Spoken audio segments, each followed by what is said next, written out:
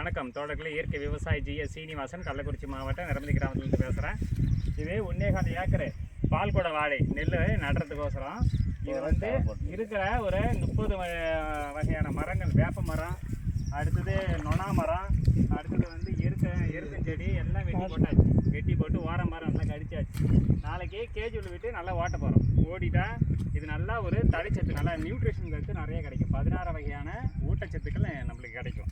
இதுதான் நம்ம வந்து இந்த நெல்லை 120 நாள், இந்த நெல் பால்குடை வாழை 120 நாள் இந்த நெல்.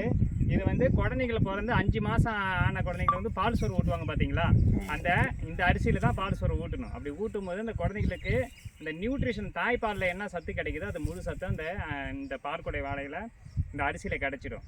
இதுக்கு அடுத்ததே வேறு வகையான நெல், அது வந்து 6 மாதம் கழிச்சு நம்ம கொடுக்கணும். அப்படி படிப்படியாக கொடுத்தீங்கன்னா 8 வருஷம் நீங்கள் சாப்பிட்டீங்கன்னா உங்களுக்கு வந்து உங்கள் ஜெனட்டிக்கில் இருக்கக்கூடிய எல்லா வகையான நோய்களும் சரியாயிடும். அப்படியேப்பட்ட மகத்துவமான நெல் பால்குடை வாழை நம்ம பாரம்பரிய நெல் நம்ம போடுறோம்.